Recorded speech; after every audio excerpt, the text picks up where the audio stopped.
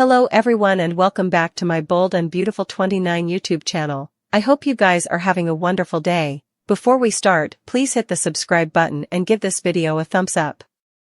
On the Forrester spurt, Ridge complains that they're going to be late for the meeting with the Napoleon.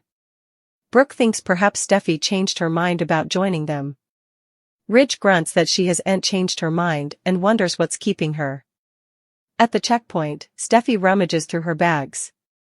Particulars are flying far and wide as Deuce the airman catches her bra and awkwardly hands it back to her. Steffi can't understand where her passport has gone. She calls Ridge on the spurt and tells him she's there, but she can't find her passport. Ridge asks her to hand the phone to Deuce. He tells the airman there must be commodity they can do. Deuce tells him that if they don't leave now, they'll miss their wharf time and their meeting with the Napoleon. Steffi grabs the phone reverse and tells her pater to go without her.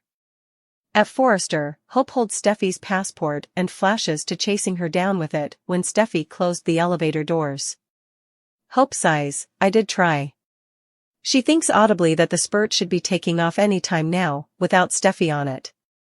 Carter comes by and Hope hides the passport. Carter teases her about being behind the big office. "Your secret's safe with me." Ridge, Brooke, and Steffi should be in the air by now anyway.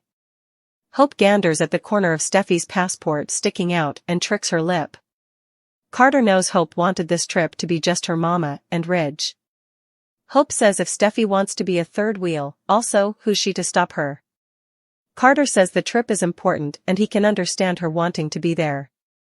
Hope points out it's all about Brooke's bedroom. Carter argues Steffi is the co-CEO. Hope asks if there's commodity he needs. Taken suddenly, Carter turns to leave. Hope stops him. "She didn't mean it like that.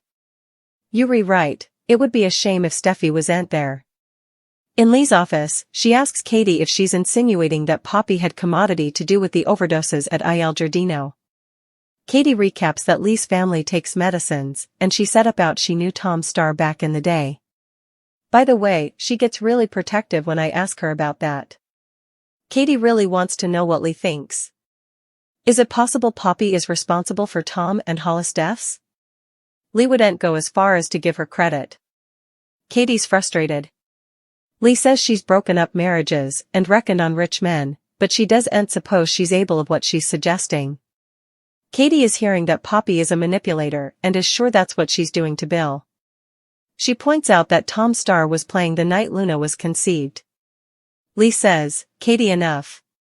She can say with 100% certainty that Bill is Luna's father. In Bill's living room, Poppy tells him she had a relationship with Tom Starr. Bill recaps that she didn't want to tell him this, because the Joe could have been Luna's father. Poppy heartbreaks that she's sorry she didn't tell him, she knows that she should have. Bill's having trouble belting his head around this. "You readmitting that Tom Starr could have been Luna's father?" Poppy says yes. Bill turns down.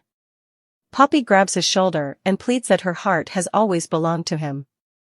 "Please tell me you understand that." Bill turns back to face Poppy and tells her he can't believe what he's hail and that he's just now hearing. "I can only imagine what you were going through. All the times with this Tom Starr stalking her while she was trying to raise her son must have been awful.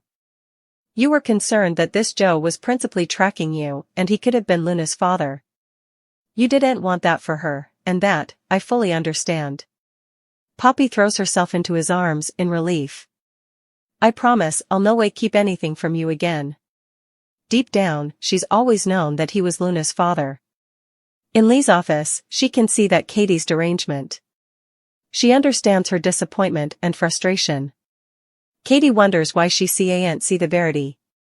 Lee reminds her she did the maternity test herself. "My family and Luna are now part of the Spencer family."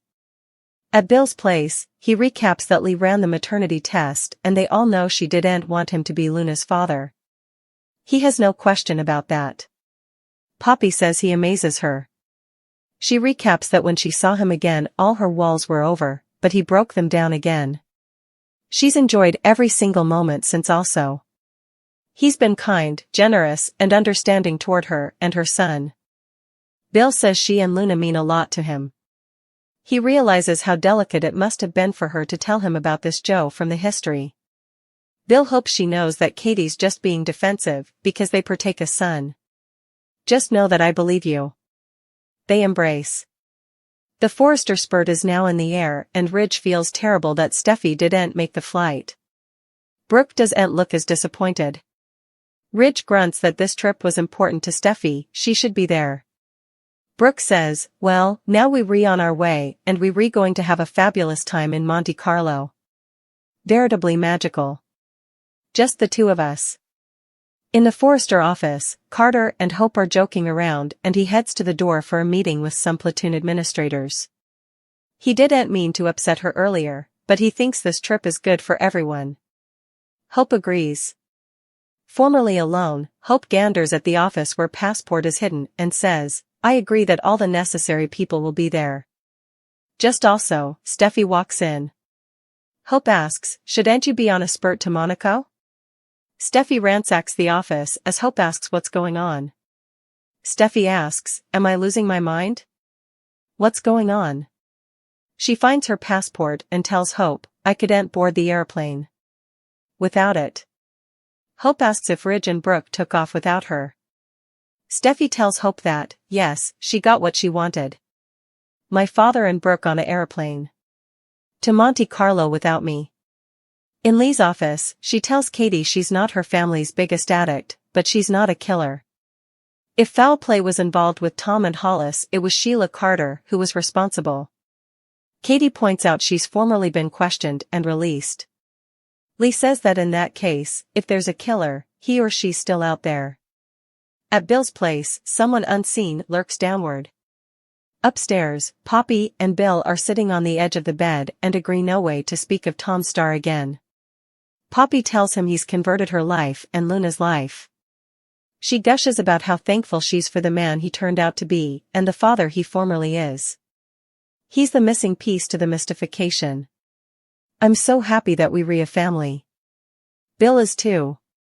Nothing will tear them piecemeal. They kiss passionately and Bill lays her reverse on the bed.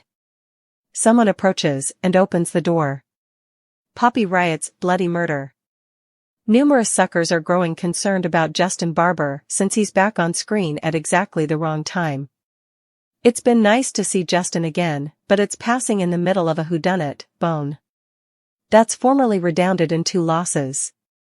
First, Tom Starr dropped over following his comeback performance at Il Giardino.